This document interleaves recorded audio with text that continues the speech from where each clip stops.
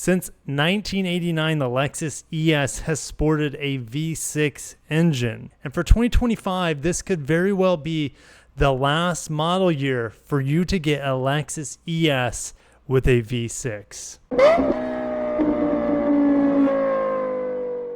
Debuting in 1989, the Lexus ES 250 looked a little bit like a Camry on the outside. On the inside, don't let that fool you. You still have that beautiful leather. Look at those ripples in that leather here on the door panel. Oh, I miss that old school Lexus feel. 2.5 liter 2VZ FE engine, had a whopping 156 horsepower. And if you fast forward 35 years, we have an ES with roughly double the horsepower from a 1 liter larger 3.5 liter naturally aspirated V6. This is the 2GR engine. This engine has been phased out of the Highlander. It's been phased out of the Lexus RX. It's been phased out of a lot of Toyota and Lexus models, and it will be phased out of this vehicle, the beautiful Lexus ES luxury sedan. Before we get into what is going to go on with the next generation, the 8th generation Lexus ES, let's take a step back real quick. Back in black, I should say. Let's take a step back in black. Lexus ES Blackline Special Edition returns for 2025. We've had other Blackline Special Editions on the ES before. Make sure to hit the like button for the Lexus ES and the V6. And if you're wondering where I'm at, I'm in San Diego, California to drive the refreshed Acura 2025 MDX, the Type S, as well as the A-Spec. I'm very excited to drive them. I saw one earlier with the updated styling. It looks pretty slick in person, not going to lie. Can't wait to drive it tomorrow. Wait for my driving impressions. I'll put on the screen what it is. I know it's in July, which is almost July at the time of the recording. All right, so back to Lexus, chief rival, you could say, of Acura. The Blackline Special Edition features obsidian outer mirrors, black lip rear spoiler, and black lower rocker panel. You can also see this garnish between the taillights is blacked out. And yeah, there's that rocker panel there. Personally, it does nothing for me, but hey, if you get a good deal on one of these, go for it. Now, I made a video recently that the new Camry is so good and offers so much luxury and features for the money that the ES it's become a very hard sell at this point. But the ES has that beautiful V6. So I think that's going to be one of the biggest reasons people pick this over the Camry. I understand a lot of people don't want a hybrid. Camry's only hybrid now. So if you want something from the Toyota family, a sedan that's very luxurious with the V6, I guess you can go super small with the IS, or you go with the front wheel drive based ES. The Blackline Special Edition, it is only on the ES350 F Sport handling, so that's the most expensive model, or up there with the ultra luxury as well. It's about a $4,000 upcharge over the normal F Sport handling. It has 1,000 units limited for the 2025 model year. 2026 should be the new redesign for the 8th generation. You can get with white, red, or black Nulux interior trim. Exterior colors are iridium, which along with cloudburst gray is a more expensive color, as well as ultra white. I think they're about $500 extra. There you go. But Matador, Red Mica, and Caviar, they're not going to charge you extra for. Interestingly, I don't see Ultrasonic Blue Mica 2.0. That is such a good color, and unfortunately it's not here on the Blackline Special Edition. You also get the F Sport puddle lamps and door switch plates. You get the 12.3-inch touchscreen head-up display, 360 camera, smart access key card, as well as available. So it's not even standard. You have to pay extra for the Mark Levinson on the Blackline Special Edition. I don't like that it's not standard. It should be standard. If you're going to offer a Blackline Special Edition and you don't offer standard Mark Lev, come on, man. All right, they mentioned the powertrains here, 302 horsepower, 267 pound-feet of torque on the V6. It's an excellent option here, and it is the standard powertrain, mind you. 8-speed auto. The ES250 all-wheel drive, 2.5 liter all-wheel, is essentially a modified RAV4 all-wheel drive powertrain, non-hybrid RAV4, I should mind you, stuffed into this. Now, you're going to have the ES300H. I would not buy this, and I'll explain why here in a little bit. So I pulled up pricing for you guys. I pulled up pricing for the ES compared to the new Camry. Camry is going to be here in these boxes on the right. And you're going to have to add $10,095 to all these prices here. Now, keep in mind that you can put options on the Camry, such as I think there's a big package that's I think around $4,000. Gives you 360 camera, parking sensors, pano roof. I'm pretty sure all these extra features on the XSE and the XLE. I think head-up displays in there as well. Essentially makes it a fully loaded ES with technology. And even some technology that the Lexus ES does not have. All right. And that's the problem I've had for a while with Toyota and Lexus. I know that mass market vehicles, they sell the most, and giving them the attention first is important. But when you have a luxury division, I think Acura does a little bit better. Like, for example, the MDX got the new platform.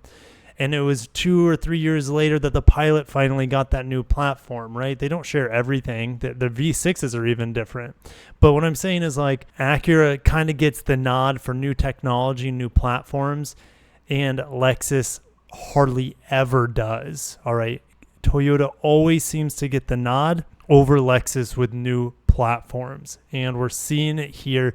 The new Camry is just so good. It's priced so well, especially with the hybrid compared to the ES hybrid, that I cannot recommend the ES hybrid at all over the Camry hybrid right now. But I can recommend the ES if you want a luxury sedan with the V6.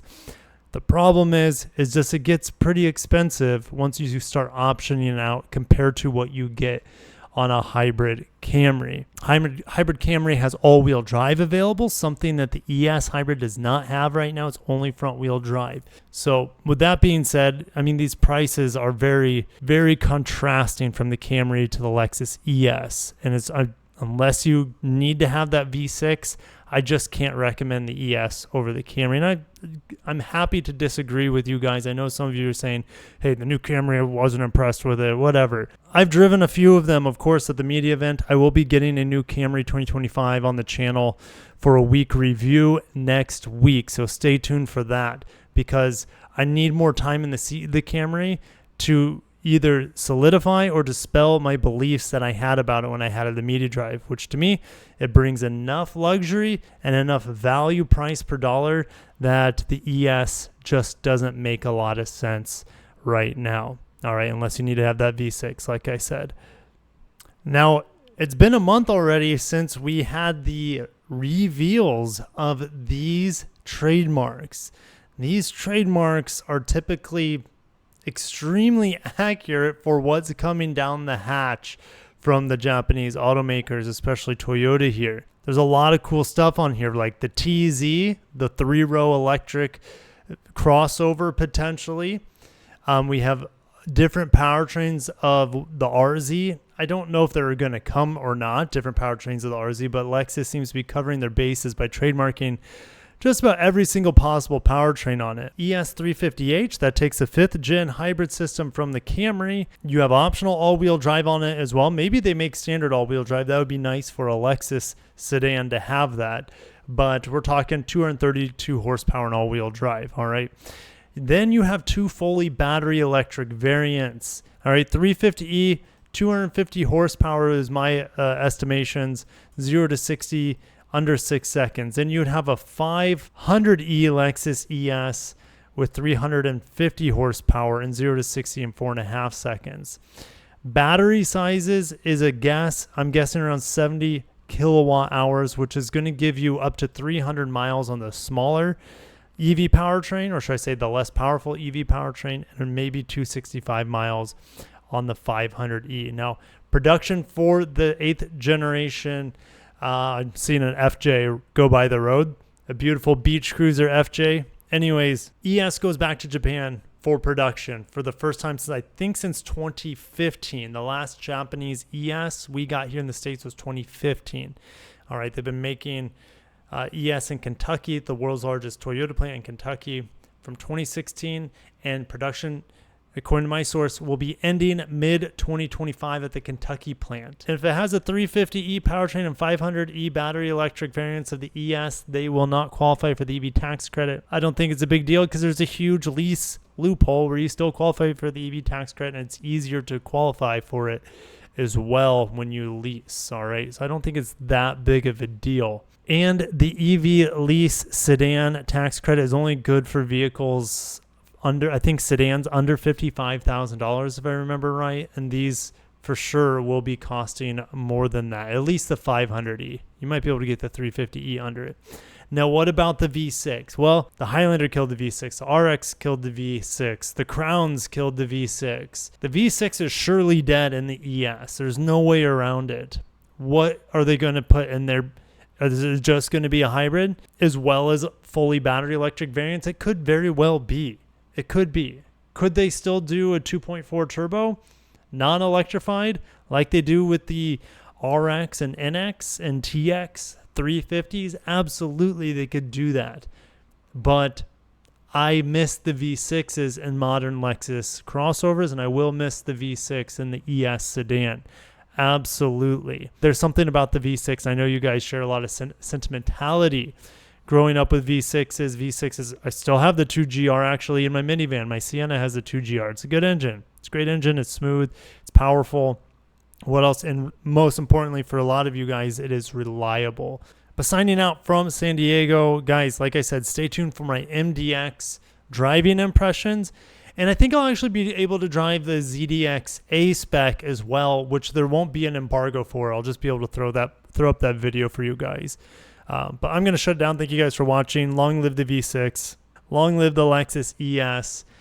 And have a good day. Peace.